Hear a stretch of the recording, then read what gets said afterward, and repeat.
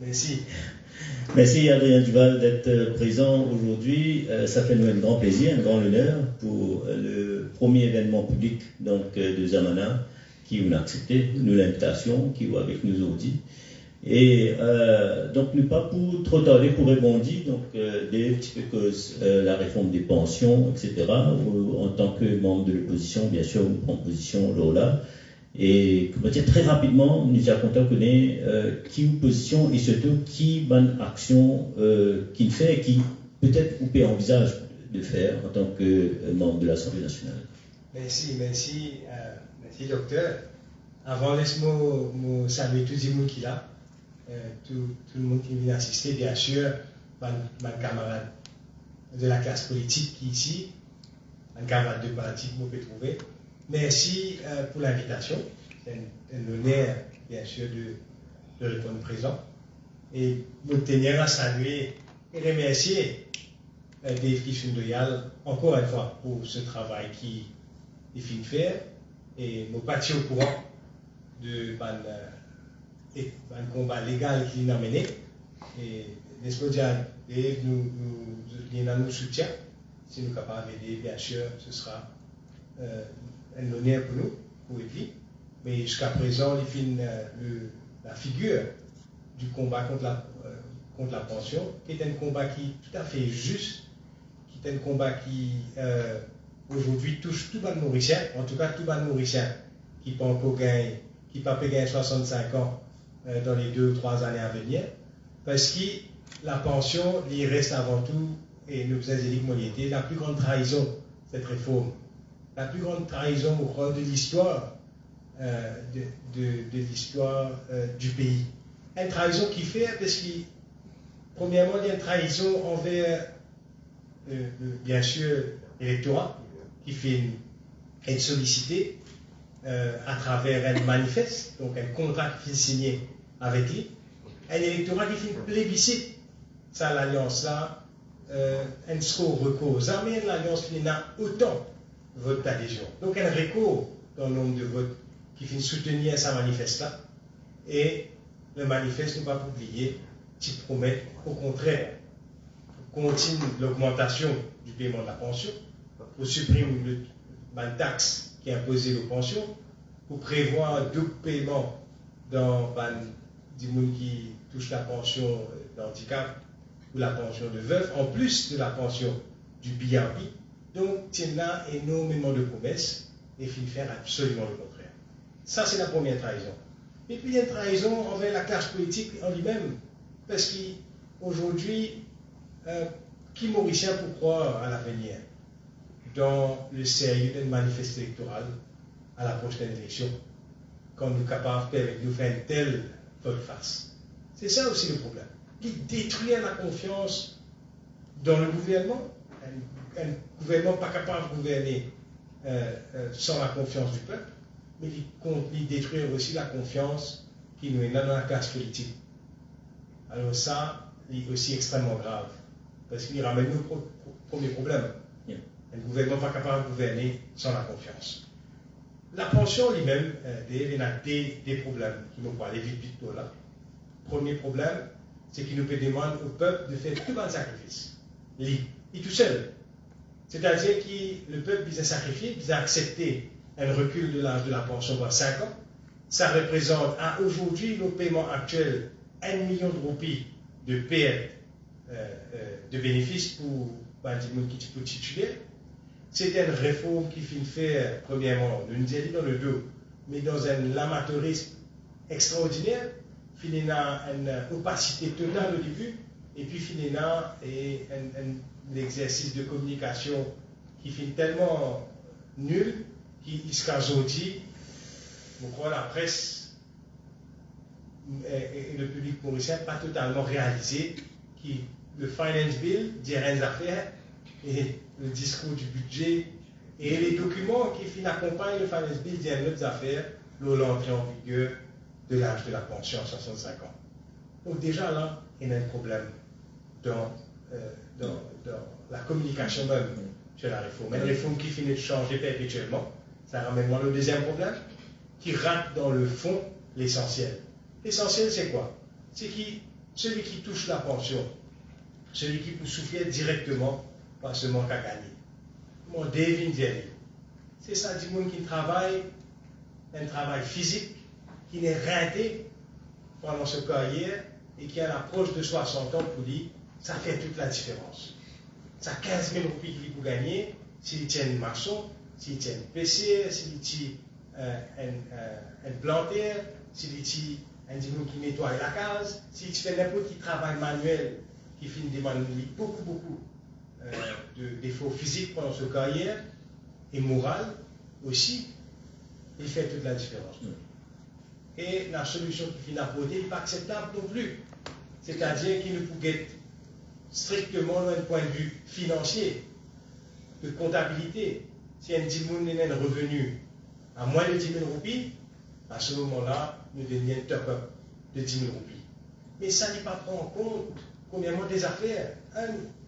10 000 roupies, c'est en dessous de la richesse minimale, du minimum vital qu'un dimanche vise pour vivre. Le salaire minimum, le minimum vital, il plus que 10 000 roupies, premièrement. Donc, nous prenons l'exemple, moi tu prends la dernière fois, nous prenons l'exemple sans maçon. Il arrive à 60 ans aujourd'hui.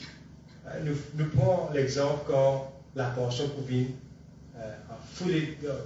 quand le large sera repoussé à 65 ans dans quelques années là. Sa pension, sa maçon, elle arrive à 60 ans. Il peut gagner plus que 10 000 roupies. Il travaille journée, il peut gagner sur 1500, sur 10 000 roupies. Le maçon gagne 10 000 roupies. Il peut travailler 4, 5 jours la semaine. Il peut gagner plus que 10 000 roupies.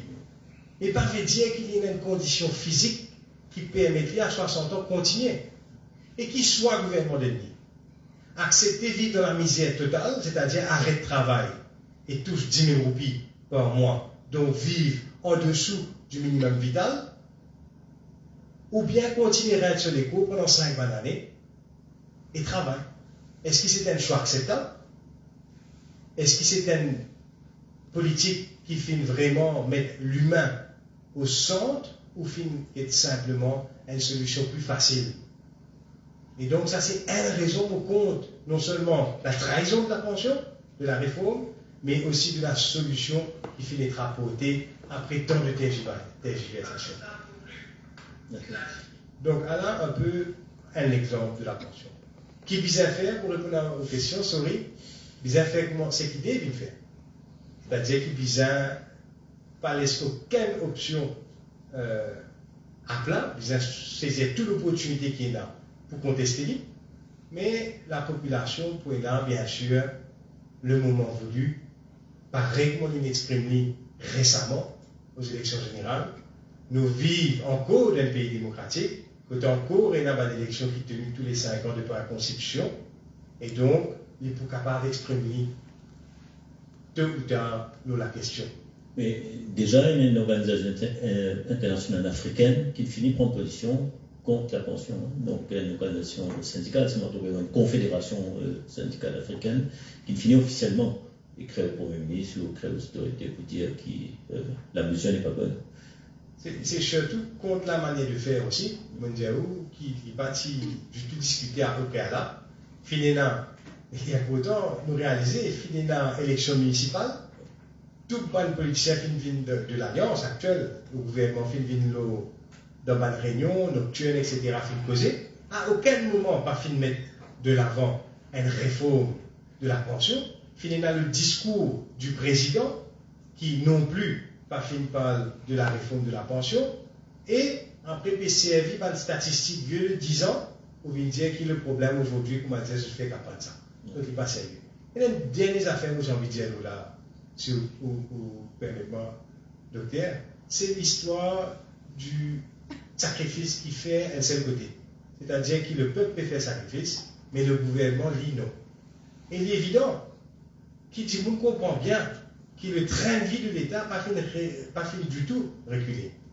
D'ailleurs, je me moi-même en lumière la dernière fois, ce gouvernement-là, il dépense beaucoup plus, en beaucoup moins de temps, par exemple, le mission à l'étranger. 28 millions, 7 mois, contre 19 millions pour un an du précédent gouvernement. une moyenne de 10 ans d'ailleurs, donc pas pour une année spécifique, mais une moyenne de 10 ans.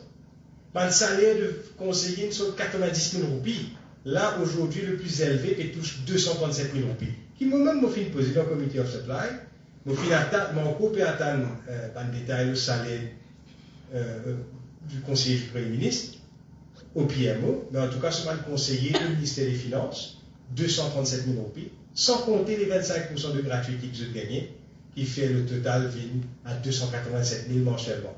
Donc, de 90 000 roupies, augmentation à 285 000, ça fait 155%. Mais par contre, il était qui nous peut demander aux Mauriciens en termes de sacrifice. Pension, c'est elle, mais il y a tout, bonne réduction de bonne CSG à la wealth, tout bonne allocation destinée à la famille, etc. Tout ça qui derrière, pour un effet brutal, tôt ou tard, le ban mauricien. Parce qu'il peut diminuer par un tiers chaque année, et il peut disparaître en 2027, mais il pourrait avoir un réveil brutal, malheureusement, pour les Mauriciens qui sont le plus démunis, qui dépendent de là, et ce sera 3 années extrêmement difficiles pour eux. Et surtout, de l'autre côté, tout le monde peut monter, peut continuer à monter, de commodité, etc. Tout le monde peut monter, l'inaction continue, 8 mois passés, nous, par exemple, si nous gagnons un gouvernement sérieux, nous pouvons dire c'est un gouvernement qui peut agir sans aucun délai. D'ailleurs, nous comptons faire le parallèle entre Donald Trump et ce gouvernement, les deux dans la même situation. Donald Trump finit 5 ans dans l'opposition, 4 ans dans l'opposition, finit réuni. Ici, pareil, le Premier ministre finit 10 ans dans l'opposition, le député Brian Ester 20 ans dans l'opposition, et fini. Et nous expect qu'ils se agir comme Donald Trump, c'est-à-dire le premier jour même, pour rappel, Donald Trump signe des centaines d'ordres exécutifs. Les 100 premiers jours qui, l'Américain dit, enfin, pas juste en Amérique, à Maurice aussi, les 100 premiers jours plus importants pour donner la direction de l'administration. Les 100 premiers jours aux États-Unis, incomparables. Ici, nous ne pas que 100 premiers jours, là, on arrive aux 300 jours, et nous encore payons, par exemple, à l'université de Maurice, toutes les universités qui ont coupé la mode. Pas capable de recruter, pas capable de faire aucun procurement, pas capable de prendre aucune décision. Et donc, comment est-ce qu'ils vont accepter nous cause l'éducation, un budget qui axé soi-disant, qui peut axer ce développement du pays, sur le upskilling, sur le repurposing of labor, c'est-à-dire de rendre la classe des travailleurs, le marché du travail beaucoup plus efficace. Et quand nous avons par exemple à l'université qui après 8 mois, encore paralysé. Mais, Abenjoal, mais comment dire, tout ça qui me peut dire, dans l'Assemblée nationale, il existe 3 membres de l'opposition. Il y en a 2 membres de l'opposition. Il y en a un membre qui fait partie de l'opposition. Qui n'est pas officiellement dans l'opposition, il est de la minorité. D'accord. Mais comment vous êtes capable de travailler, comment vous êtes capable de faire tant de la voix, et surtout, qui possiblement, qui qualité réforme pour vous amener, pour qu'il n'y ait pas gagner une situation comme ça encore pareil? Alors, c'est une très bonne question. Il est bon, mauvais cause. Camarade Nando, là, pourquoi Camarade Nando, il a pas 35 ans au Parlement? 30 ans? 25 ans de carrière de parlementaire. Et il faut que, exactement, Nando a déjà vu un 60 0 l'heure passé. En 95. Et donc, ce n'est pas la première fois. 82 aussi, non? Non, 95. Pas la première fois qu'il ne peut gagner ça.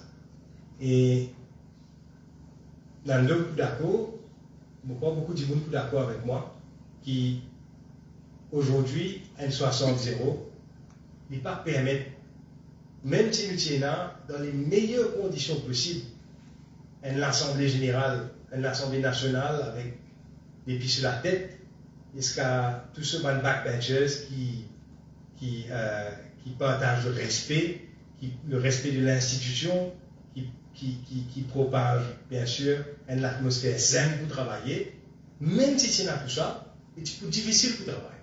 Parce que nous avons l'imbalance qui est terrible. 63 membres d'un côté, si nous avons publié 24 députés Rodrigue, qui soutenaient les votes pour le gouvernement, et nous avons de l'autre côté 2 membres de l'opposition officielle et un membre indépendant, donc très difficile.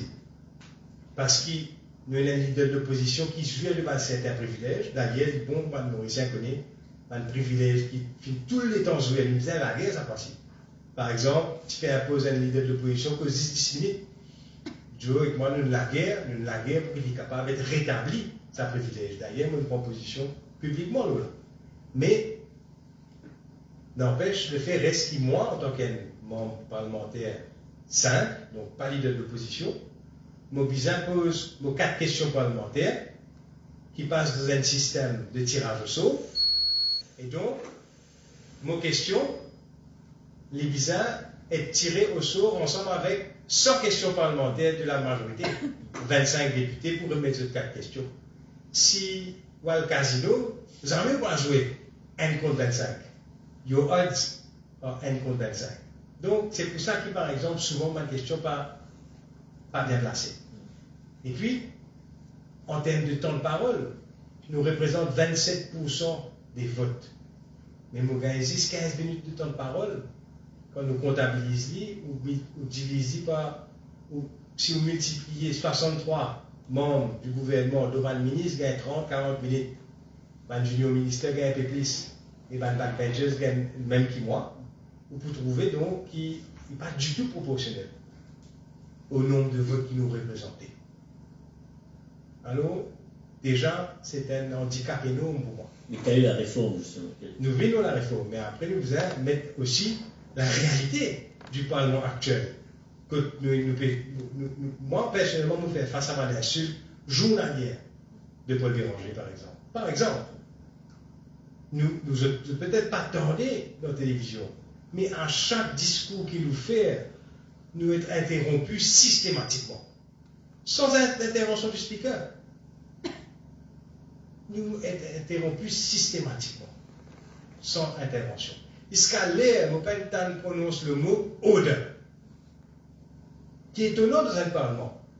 Pas fini dans un moment ou un autre, à guetter, le speaker, ça n'a pas fini, jamais prononce le mot order. Encore moins prend sanction contre Bantimoun qui finit transgresse de manière claire, de manière violente, la règle parlementaire. Fin passe le 19 projet de loi, 17 en urgence. Donc, pas fin de nous l'amabilité, le respect qui visait de nous pour étudier un projet de loi, pendant plus que 3 jours pour étudier un projet de loi. Alors qui, étant le seul autre membre de l'opposition, de réaliser qu'il y a des timons, nous faisons à cause de projet de loi, tout projet de loi qui est venu, longtemps, tu peux pas être à 100, 10, 15, 20 membres de l'opposition. Il y a un travail herculéen pour nous, d'un côté, et de l'autre côté, la manière qui peut faire ce travail-là, nous, il est irrespectueux. Il fait livrer un certificat d'urgence, un finance bill, par exemple, qui contenait 350 pages, et passe ça en 7 jours, et il y a un document dont on dit tout à l'heure là, qui n'est pas conforme avec le finance bill, il y a 3 jours. Et dis-nous tellement que tout ça là, je n'ai pas réalisé. Mais il y a 3 jours, 4 jours, quelle est l'importance? L'importance, c'est qu'ici, tu gagnes des semaines, 15 jours, comme le veut les standing orders. Tu gagnes 15 jours pour aller consulter la société civile. Tu gagnes tout. Ça fait. Moi, je dis, qui vous pensez de tel projet de loi? Moi, tu gagnes un camarade politicien qui est ici. Moi, tu prends l'occasion de consulter les autres. Tu prends l'occasion aux autres de consulter les autres par l'instance, consulter le public dans ma circonscription, etc. Mais en 3 jours, il est impossible.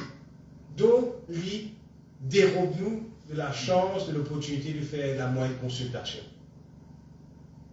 Et donc, ça est très important. Il est antidémocratique. Raison pour laquelle les standing orders prévoient qu'un certificat d'urgence est supposément applicable dans un cas très urgent. Ou pas capable de voter la vallée de SPLOG, Bill, un certificat d'urgence qui finit emmené 3 jours. Vendredi, Conseil des ministres a décidé, mardi peut être emmené première lecture, deuxième lecture, troisième lecture, passe au vote, mardi même. Finalement, on dit des intervenants du gouvernement, personne même pas fait pour l'intérêt à s'approcher de là, et ça aussi passe en urgence. Donc, il révèle donc le mindset. L'intention pas bonne qu'on a pu faire. Donc voilà, tout comme chose. Livre qui ça fait le problème, c'est par exemple, aujourd'hui, moi, j'ai besoin de la guerre pour le droit de l'opposition, aujourd'hui, on a besoin de la guerre pour mon droit, moi-même là. Vous connaissez un débat comme le veut le principe même d'un débat, c'est qu'il y a des interlocuteurs au moins qui répondent aux camarades. Et là, le mot-clé, c'est répondre. On ne peut pas faire un débat quand je dis un Dimoun qui, dans le même camp que l'autre, intervenir après l'autre, et puis on laisse 3, 4, 5, 6 personnes de l'autre côté, puis ils viennent noyer ce qu'ils ont dit. Ce n'est pas un débat, ça. Et derrière, comme on connaît, si les standing orders pas prévoient quelque chose spécifiquement, nous standing orders disent nous devons guetter au Parlement britannique, si moi trop long dire moi, au Parlement britannique qui fait. Là-bas, dire où quand l'opposition prend part dans le débat, après quand une bill est emmenée, c'est un ministre qui emmène le bill, il fait la seconde lecture qui nous rappelle. Il est le premier intervenant. Il introduit à sa bill. Et juste après, les standing orders d'Angleterre, qui Maurice vise à suivre, dire c'est un membre de l'opposition qui vise à répondre, donne la réplique. Et puis, en fonction de combien de membres qui vont participer, il y a une balance d'arguments, une balance d'opinion. C'est même une opinion qui nous peut causer une opinion politique, qui peut prétendre ne pas connaître qu'à dire. C'est-à-dire un opposant et un en faveur, et une balance. Et puis, à la fin, avant la clôture du débat, qui pourrait être fait par le ministre, c'est un membre de l'opposition qui causait. Et là, depuis 2-3 jours, depuis 2-3 séances, depuis que le gouvernement extrêmement impopulaire nous retrouve nous, nous pouvons intervenir à politique de l'opposition, vous êtes débattu lui-même, comme c'était le cas pour le FCC Amendment Bill, où là, récemment, chez le Finance Bill, film leader de l'opposition, film 2 intervenants, film moi, après moi, film 4 ou 5 intervenants. Final, les mêmes reportés le deuxième jour du débat. Pas acceptable. Mon écrire au speaker. On ne peut pas si souhaiter en milieu à public, mais malheureusement, il peine à améliorer. Mon écrire au speaker. Mon film cite les sections applicables de ce qu'il met. D'ailleurs, comme vous avez posté la lettre sur Facebook, vous dites que vous lire et comprendre. Et malgré ça, donc, je peux continuer à cause de dictat. Qui fait que le débat parlementaire de l'opposition ne peut pas se faire. Si on n'est pas capable de répondre à 4 ou 5 intervenants du gouvernement. Mais ça sert à quoi de débattre? Pourquoi certainement, mon camarade Zamana, vous dire qu'il nous promet peut-être le prochain événement, nous pouvons à cause de la réforme électorale, d'une façon très importante, parce que quand nous trouve ça qui arrive un peu bien, mais aussi ça qui est dans le cas de figure de 60-0 et Mandjumel Kila qui connaît, c'est pas aujourd'hui qu'il nous fait cause de réforme électorale. Donc si ça gouvernement-là, avec majorité qui se tenait, n'a pas fait une réforme électorale, nous pensons qu'ils ont fait une réforme électorale. Donc on pensait, nous, les 5 camarades Zamana, peut-être pour une réflexion. Ah ben, je vais vous obliger de poser une question politique, parce que le temps peut aller. Oui. Et donc, ou membre du PMSD, bien entendu, membre en vue du PMSD, où se situe le PMSD aujourd'hui sur l'échiquier politique, et surtout on va dire qu'il a l'avenir PMSD et non dans les années à venir jusqu'à 2029. Alors, le PMSD, c'est un parti vieux de 65 ans, qui finit vivre 3,60. Et dans tous les 3,60, nous nous retrouvons on the receiving end, c'est-à-dire ayant eu 0 siège, à chaque fois. Et nous finissons toujours répondre. Mais le public mauricien, il exprime clairement, sans ambiguïté, et il fait une occasion pour nous aussi de prendre recul. Et donc, finalement, un certain temps d'inactivité politique au Parlement, c'est une chose, les instances viennent toujours réunir, toujours fonctionner, mais ne pas faire trouver le moment approprié pour organiser l'événement politique. Donc, finalement, un moment d'inactivité en termes d'événement. Et c'est normal, parce que tout le monde est ressourcé, premièrement. On peut dire ça, là, camarade Bando, et le leader du parti, par exemple, c'est après 30 ans, 40 ans, ça dit qu'il gagne un congé là. Alors, il peut profiter, il peut aller mon grand-mère en Angleterre, etc. Mais ça, moment de congé qu'il prend n'a pas besoin d'un congé éternel ou indéfini. Non. C'est un congé, un ressourcement qui est nécessaire, reculer pour capable voir les choses autrement, voyager un peu pour capable ouvrir l'esprit, bien sûr, et surtout pour capable revenir à la charge de manière plus efficace. Mais comme on connaît le calendrier politique, ce n'est pas forcément dans la main. Vous trouvez par exemple la réforme de la pension finalement une précipitation extraordinaire de l'impopularité, qui était une question de temps, mais une précipitation extraordinaire. Jamais me croire, moi, j'ai autant d'expérience que les autres ici, mais en tout cas pour moi, jamais me croire qu'il y a un gouvernement capable de gagner autant et perdre autant aussi vite. Ça, c'est la première chose. Donc, le calendrier pour dicter un ticket peut fausser un peu les choses, on va dire, et ne peut bien plier nous au calendrier. Et le PMSD, un parti bien sûr de l'opposition, qui est retrouvé dans l'opposition parlementaire, un parti qui est retrouvé dans l'opposition mauricienne, et qui assume ce rôle pleinement. Et vous connaissez d'ailleurs, Jafik, quand le PMSD finit de jouer ce rôle depuis 2017 à 2024, 8 ans, qui nous phénomène l'opposition parlementaire à l'île Maurice, quand nous nous retrouvons dans l'opposition. 8 ans, 135 PNQ, beaucoup de résultats, malgré le fait qu'il est dans l'opposition. Donc nous faisons toujours assumer n'importe quel rôle qui est décidé pour nous. Et nous pouvons assumer ce rôle-là avec intégrité et sans faveur ni frayeur, comme nous faisons toujours dire. Donc voilà où est le PNSD. Bien sûr, le PNSD un parmi d'autres partis aujourd'hui qui peut assumer le rôle d'opposition extra-parlementaire. Il existe des partis dans le Parlement, mais en dehors de l'opposition extra-parlementaire qui est nombreuse. Donc nous pouvons assumer le rôle aussi dans ce sens-là. D'accord. Ok, merci beaucoup Adrien Duval. Merci. Les temps peuvent faire un petit peu d'effort pour ce